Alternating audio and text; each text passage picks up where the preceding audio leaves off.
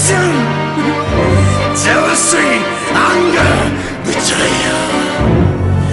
Love is for the highest beer. There can be no trust. Without trust, there is no love. Jealousy, yes, jealousy will drive you mad.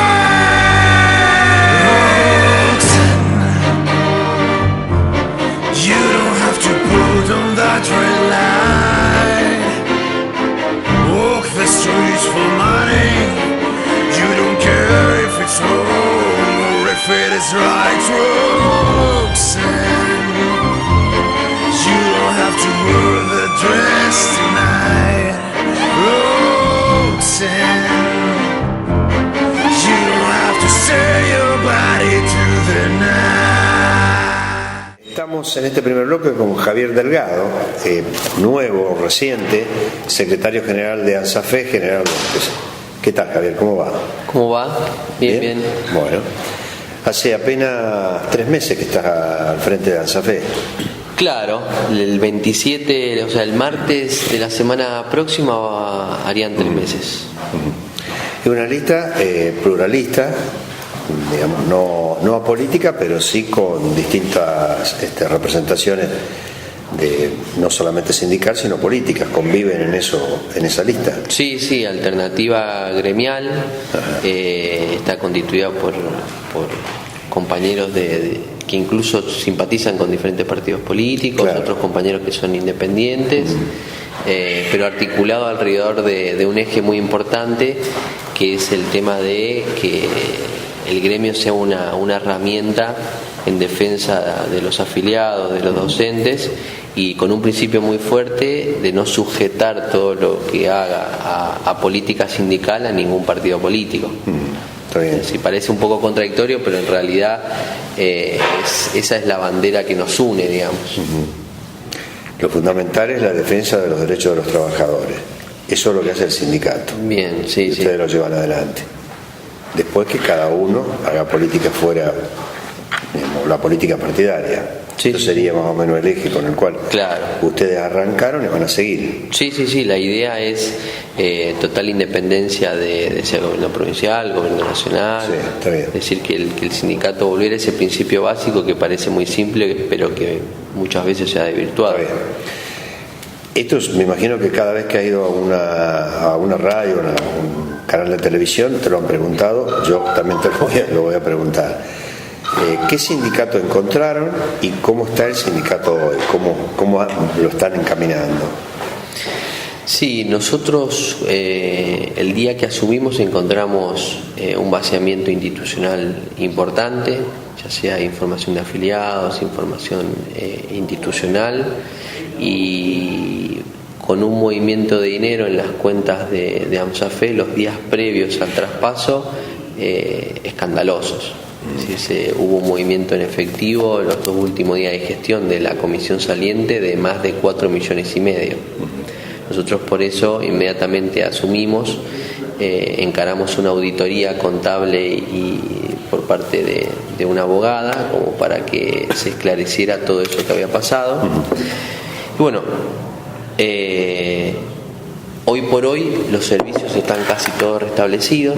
Hubo muchos servicios que se habían cortado en forma intencional, la información fue recuperada, y en lo que hace a lo judicial se agotó la vía administrativa en lo que hace hacia el interior de la ANSAFE, y en breve estaríamos yendo a la Fiscalía con una denuncia que podría ser, lo están evaluando nuestros abogados, penal por administración fraudulenta. Está bien. Eso es lo que tienen hoy. Eso por es lo que se encontraron y hasta dónde llegaron. Y de aquí en más, ¿cómo están transitando por lo que ustedes fueron? Por un sindicato distinto, por la renovación. ¿Qué significa para el afiliado de ANSAFE? Hoy, vos me dijiste el 28 de junio, asumieron. 27 de junio. 27 de junio. ¿Qué significó para el afiliado el día a día? Nosotros, uno de nuestros principios más fuertes es la democratización de la UNSAFE. Consideramos que la UNSAFE, bajo la misma comisión durante 30 años, había entrado en un clima muy homogéneo en donde las diversidades o la pluralidad de voces no se podían expresar. Creemos que eso se está revirtiendo, es decir, hoy por hoy en las asambleas departamentales cualquier compañero puede mocionar, expresar su idea y que esas mismas ideas después sean votadas en los colegios, por ejemplo, ante una medida de fuerza.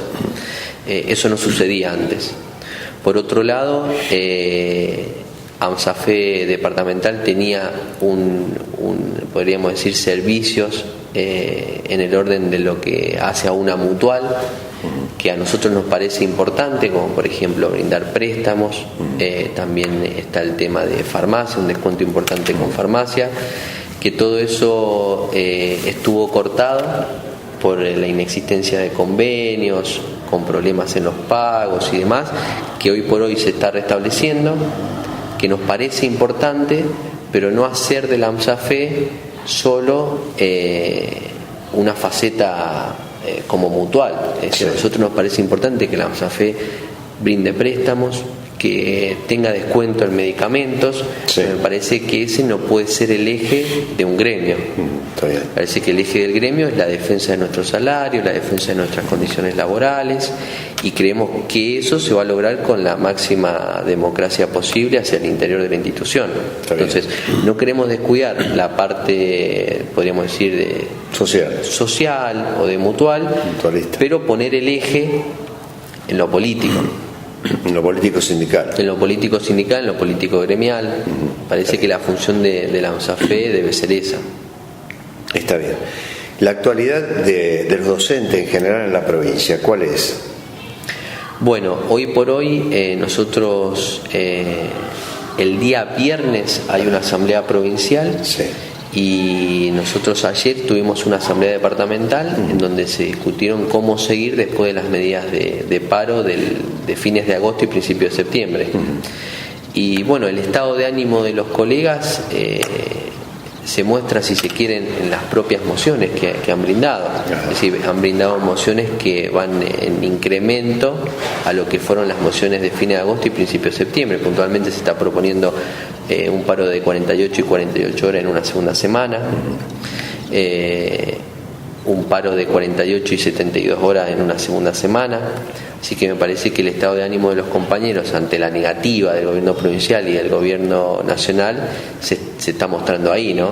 La idea de incrementar las medidas de fuerza como para ver si nuestros reclamos son escuchados. Los dos tramos del aumento ya lo tuvieron. Claro, sí.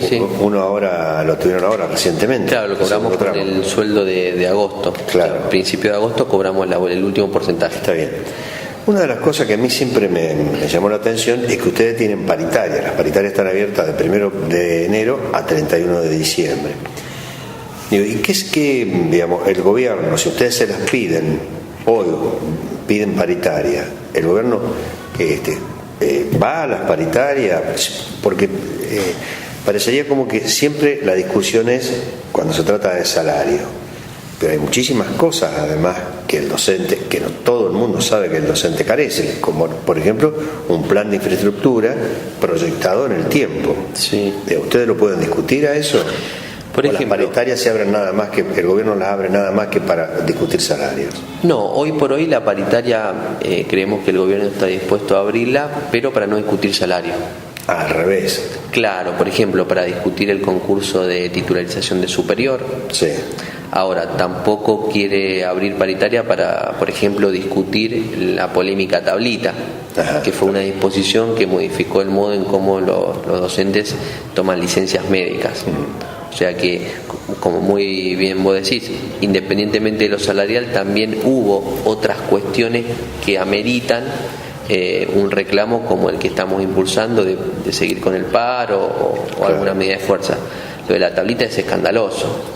Es una disposición que en los últimos meses saca el gobierno provincial, modificando un decreto que regula el modo en cómo nosotros tomamos licencia. Y es escandaloso porque no lo decimos solo los docentes, sino lo dicen los propios médicos. Una tablita administrativa que pone tope, por ejemplo, a una enfermedad. Gripe, la tablita dice 2 días. cuando nosotros consideramos que es un principio elemental que quien decide o quien debe decidir cuántos días se debe tomar un enfermo es el médico, no una tablita administrativa, digamos. Claramente, por ejemplo, con el tema de la tablita hay una intención clara de desalentar la utilización de licencias, Sí. deslizando que el ausentismo es elevado. Nosotros consideramos que si el ausentismo fuese elevado, primero quisiéramos ver los números y después discutir a fondo cuáles son las razones que hacen que el docente se ausente de su trabajo. Claro. Es decir, un problema tan de fondo y que hacen a las condiciones laborales no se puede resolver con una medida administrativa. Sin duda. Por ejemplo, hoy por hoy discutir la tablita en paritaria está bloqueado, digamos, esa discusión. No lo puedes discutir. Hay una cuestión, a ver, podés decir que no, que lo estoy absolutamente equivocado, pero tengo la sensación de que el promedio donde comienzan los docentes a sentir el paso del tiempo, no de los años, sino del tiempo de estar frente al aula, debe andar orillando los 50 años, puede ser, de edad del docente. Vos decís de desgaste ante la tarea. Desgaste ante la tarea, que es insalubre, esa sí que es una tarea insalubre, aunque sea hermosísima, estar frente al aula. Sí, y creemos que, digamos, podríamos bajar un poco también la edad, porque, digamos...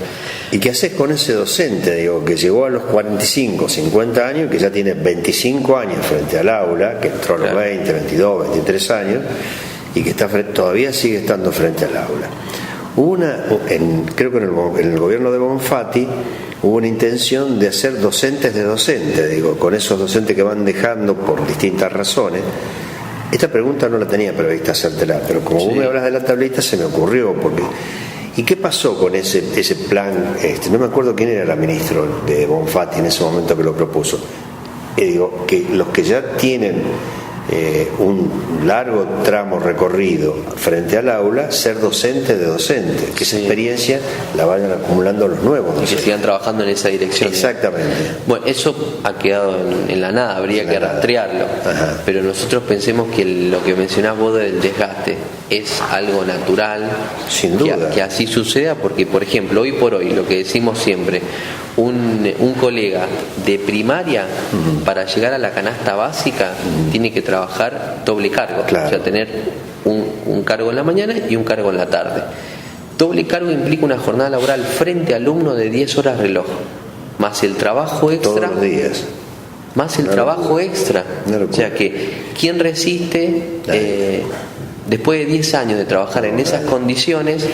Por ejemplo, un docente de media, para llegar a la canasta básica o acercarse o superarlo un poquito, tiene que trabajar 44 horas cátedras por semana, lo cual implica, por ejemplo, como mínimo 300 alumnos por semana, porque el docente de media circula por muchas escuelas y demás.